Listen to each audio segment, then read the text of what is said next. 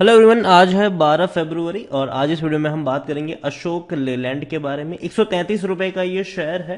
गिरावट जरूर आई है लेकिन इसके क्वार्टरली रिजल्ट्स भी सामने आए हैं। Q3 के रिजल्ट्स हैं और इस बार देखो, पिछले कुछ क्वार्टर से ये कंपनी लगातार लॉसेस में थी, लगातार नुकसान कर रही थी, लेकिन अब प्रॉफिट हुआ है इस कंपनी को और उसके बारे में हम चर्चा भी करेंगे। लेकिन उससे पहले अगर आपने अभी तक चैनल को सब्सक्राइब नहीं किया है तो प्लीज़ अभी इसे सब्सक्राइब कर लीजिए, क्योंकि आगे भी बहुत सारे वीडियोस हैं जो आपको काफ़ी ज़्यादा हेल्प करेंगे।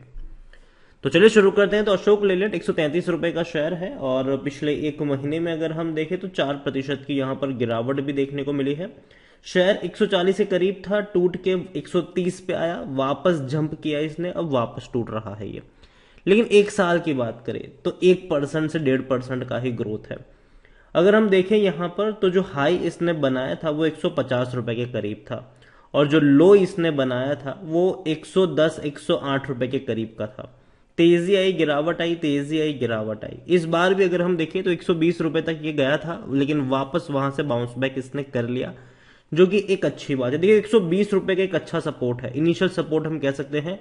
कई बार वहीं से इसने बाउंस बैक भी किया है। अगर हम देखें तो यहाँ पिछले साल जून महीने में 116 के आसपास पहुंचा, बाउंस बैक किया, वापस टूट के आया था 117 के करीब, फिर तेजी आई, फिर टूट गया, 120 119 के आसपास पहुंचा, वापस बाउंस बैक। तो कह सकते हैं कि जो इनिशियल सपोर्ट है वो 120 रुपए के आसपास देखने को मिल रहा है और जो उसके बाद का सपोर्ट है वो 110 रुपए के आसपास है अशोक लेलैंड पे। अशोक लेलैंड की अगर हम बात करने जाए तो देखो, कोरोना काल में हालत इसकी भी खराब हो गई थी। शेयर 50 रुपए से भी नीचे, इवन 38 रुपीज तक चला गया, 40 रुपए से भी नीचे गया था ये, लेकिन दोबारा बाउंस बैक आया और वो बढ़िया बाउंस बैक था। अशोक लेलैंड के बारे में देखिए तो लार्ज कैप शेयर है, 40,000 करोड़ के आसपास का इसका मार्केट कैप है, वॉल्यूम भी अच्छे हैं, 90 लाख के करीब के इसके वॉल्यूम से, जो कि अगेन अच्छी बात है। यहाँ पर अशोक लेलैंड डिविडेंड की मैं बात करूं तो डिविडेंड डेफिनेटली पे कर रहा है और पे कर रहा है 60% का, मतलब 60 पैसा पर शेयर का ये डिविडेंड है। अशोक लेलैंड के रिजल्ट्स के बारे में हम बात करें उससे पहले अगर हम देखें तो according to Moneycontrol user 13% लोग कहते हैं बेचो और भाग जाओ, 87% लोग कह रहे हैं खरीदो और मजे करो। यहां पर अगर हम बात करने जाए तो इनके रेवेन्यू जो है वो लगातार टूट रहे हैं। 33,000 करोड़ के रेवेन्यू थे जो अब 19,500 करोड़ के आसपास के हैं। और जहां तक बात है प्रॉफिट्स की तो कंपनी 2,180 करोड़ का प्रॉफिट कर रही थी और लगातार प्रॉफिट इनका इंक्रीज भी हो रहा था। लेकिन 2020 में ये 450 करोड़ रहा और 2021 फाइनेंशियल ईयर में 70 करोड़ का लॉस कर दिया इसने। और इस बार, और इवन अगर 2022 फाइनेंशियल ईयर की मैं बात करूं, ठीक है, तो भैया लॉस इनके उतने अच्छे, मतलब प्रॉफिट उतना अच्छा था नहीं। 103 करोड़ का इनको लॉस हुआ था सितंबर में। और दिसंबर की मैं बात करने जाऊं, दिसंबर में तो कंपनी के जो रिजल्ट्स हैं वो ये कहते हैं कि firm back in green, 5.7 crore का इनको प्रॉफिट हुआ है, रेवेन्यू में 15% की जंप देखने को मिला है इनके। अगर हम बात करने जाए अशोक लेलैंड की, अगर हम बात करने जाए तो यहाँ पर जो इनके जो रेवेन्यू है वो 5,500 करोड़ के आसपास के हैं, जो कि अच्छे हैं, क्योंकि पिछले साल इनका 4,800 करोड़ के आसपास का रेवेन्यू था।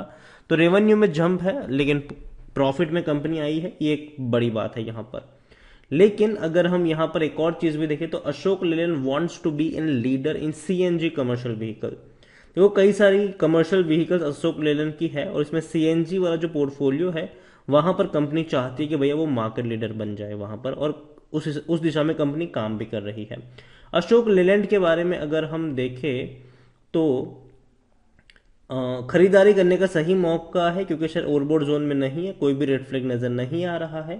लॉन्ग टर्म में बैंक एफडी से भी अच्छा पैसा बनाकर दिया है खरीदार। और जहां तक बात है डिविडेंड की तो अच्छा डिविडेंड भी पे कर रहा है।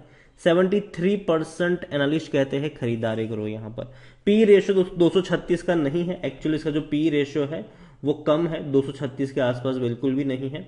यहाँ पर अगर हम बात करने जाएं इनके शेयर होल्डिंग्स की तो शेयर होल्डिंग पैटर्न कुछ इस तरीके से है कि 51.54% की होल्डिंग प्रमोटर के पास है, 14.08% की होल्डिंग म्यूचुअल फंड के पास है। म्यूचुअल फंड लगातार यहाँ पे खरीदारी कर रहे हैं अगर, क्योंकि अगर हम मार्च की बात करें तो 9.76% की होल्डिंग थी म्यूचुअल फंड की, जो अब 14% पर आ चुकी है, मतलब बड़ी खरीदारी करी है। 6.57% की होल्डिंग डोमेस्टिक इंस्टीट्यूशन के पास है, 15.05% की होल्डिंग एफआईएल्स के पास है। रिटेल और अदर्स की दोनों को मिला के 12.76% की होल्डिंग देखने को मिल रही है।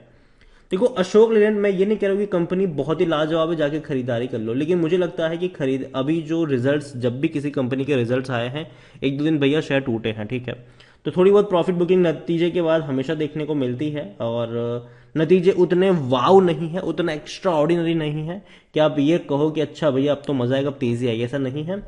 थोड़ी बहुत प्रॉफिट बुकिंग आएगी, लेकिन मुझे लगता है कि जो खरीदारी का मौका है, जो मैंने पहले भी कहा, तो जो मैं अब भी कहूंगा कि जो इनिशियल सपोर्ट है वो 120 रुपए के आसपास है। मतलब अगर उसके आसपास शेयर मिल जाता है, अगेन इस प्राइस पे खरीदारी करने की सलाह मेरी बिल्कुल भी नहीं है, ध्यान से सुनिएगा। मेरी खरीदारी की सलाह होगी 120 रुपए के आसपास, इनिशियल सपोर्ट वहां पे नजर आता है, तो अगर उसके आसपास भी ये शेयर भटकता है तो वहां पर खरीदारी के मौके होंगे। कंपनी अच्छी है, बेहतर है, और देखो ऑटोमोबाइल की जहां तक बात है, इस सेक्टर में कंपटीशन जो है वो हमेशा रहने वाली है, और टाटा का जो बढ़ता कद है, टाटा का जो बढ़ता दबदबा है, वो कहीं ना कहीं इन कंपनियों को थोड़ी सी तकलीफ तो जरूर देगा। अशोक लेलैंड, मुझे लगता है कि इनके रेवेन्यू धीरे धीरे बढ़ेंगे जरूर, और जहां तक बात है, कंपनी अब तक का पिछले कुछ क्वार्टर से लगातार लॉस कर रही है, लेकिन अब धीरे धीरे अच्छी शुरुआत हो सकती है इनकी। अगेन पहले रेवेन्यू बढ़ेंगे, फिर प्रॉफिट बढ़ना शुरू होंगे इनके। और एक चीज कहूंगा, अभी के लिए मैं शॉर्ट टर्म के लिए यहां पर बेट करूंगा अशोक लेलैंड के ऊपर। 120 खरीदारी और 130 135 बिकवाली वाला ट्रेड यहां पे होगा मेरी तरफ से। और जहां तक बात होती है लॉन्ग टर्म की, तो मुझे लगता है कि अशोक लेलैंड के अभी एक दो क्वार्टर के और रिजल्ट्स देखने पड़ेंगे फ्यूचर में, कि कंपनी कंसिस्टेंसी ग्रोथ दिखाता है कि नहीं। ऐसा नहीं होना चाहिए कि इस क्वार्टर में चलो थोड़ा सा भी कर लिया, लेकिन अगले क्वार्टर में दोबारा लॉस दिखा दिया, क्योंकि अगर ऐसा होगा तो फिर मार्केट सेंटीमेंट फिर से यहाँ पे खराब होगा और ये फिर से टूटेगा नीचे की तरफ।